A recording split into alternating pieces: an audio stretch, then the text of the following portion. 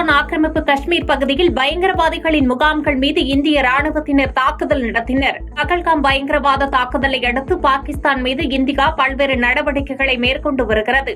இந்நிலையில் ஆபரேஷன் சிந்தூர் என்ற பெயரில் பாகிஸ்தான் ஆக்கிரமிப்பு காஷ்மீர் பகுதியில் உள்ள 9 பயங்கரவாத முகாம்களை குறிவைத்து இந்திய ராணுவம் தாக்குதல் நடத்தியுள்ளது. இந்த இந்திய ராணுவ தாக்குதலில் பயங்கரவாதிகளின் 9 முக்கிய முகாம்கள் தகர்க்கப்பட்ட நிலையில் 12 தீவிரவாதிகள் கொல்லப்பட்டுள்ளதாகவும் 50க்கும் மேற்பட்டோர் காயமடைந்துள்ளதாகவும் தகவல் வெளியாகியுள்ளது.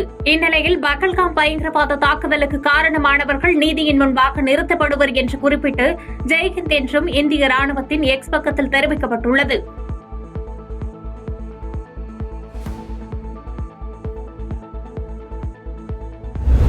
பாகிஸ்தான் ஆக்கிரமிப்பு காஷ்மீரில் இந்தியா தாக்குதல் நடத்தியதை தொடர்ந்து அதற்கு தகுந்த பதிலடி கொடுக்கப்படும் என்று பாகிஸ்தான் தெரிவித்துள்ளது.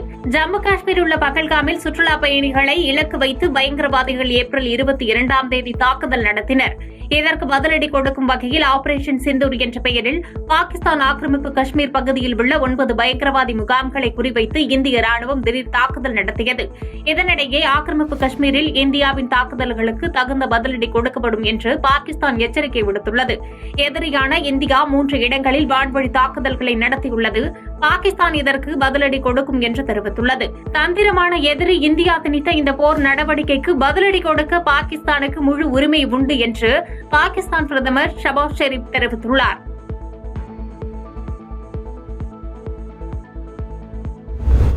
இந்தியாவிற்கும் பாகிஸ்தானுக்கும் இடையிலான ராணுவ மோதலை உலகம் தாங்காது என்று ஐநா தெரிவித்துள்ளது.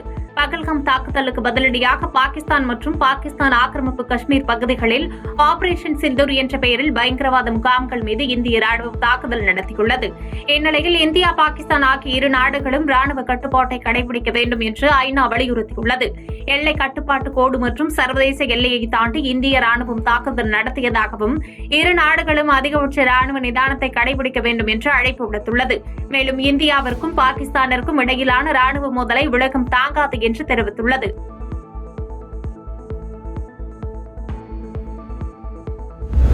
பகல்காம் தாக்குதலை அடுத்து இந்தியா பாகிஸ்தான் போர் பதற்றம் தணியும் என்று அமெரிக்க அதிபர் தெரிவித்துள்ளார்.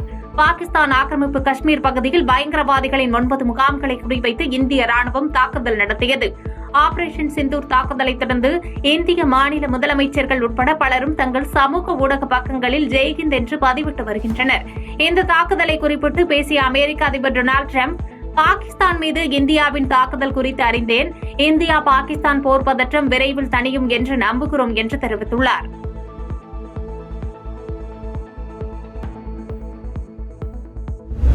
இஸ்ரேல் விமான நிலையம் அருகே ஹவுதி பயங்கரவாதிகள் தாக்குதல் நடத்தியதற்கு பதிலடியாக ஏமன் நாட்டின் மீது விமானங்கள் வாயிலாக இஸ்ரேல் தாக்குதல் நடத்தியது. இஸ்ரேல் பாலஸ்தீன போரை மேலும் நீட்டிக்கவும் காசா முனை மீதான தாக்குதலை தொடரவும் இஸ்ரேல் அமைச்சரவை தங்கள் நாட்டு ராணுவத்திற்கு சமீபத்தில் அனுமதி அளித்தது.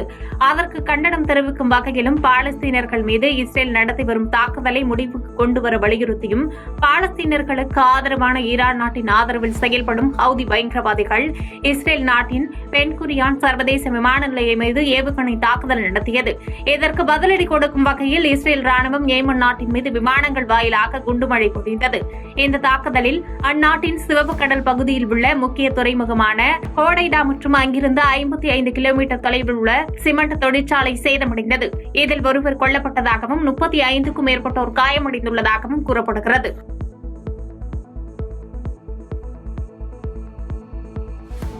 செய்திகளை உடனுக்குடன் தெரிந்து கொள்ள கீழ்கண்ட கேபிள் மற்றும் டிடிஎச் நெட்வொர்க்குகளில் எம்நாடு செய்தி தொலைக்காட்சியை காணுங்கள். பாதகம் செய்பவரை கண்டால் நாம் பயம் கொள்ளலாகாது பாப்பா. மோதி மிதித்துவிடு பாப்பா, அவர் முகத்தில் உமிழ்ந்துவிடு பாப்பா. அண்மை செய்திகளை உடனுக்குடன் தெரிந்து கொள்ள இணைந்திருங்கள் எம்நாடு தொலைக்காட்சியுடன்.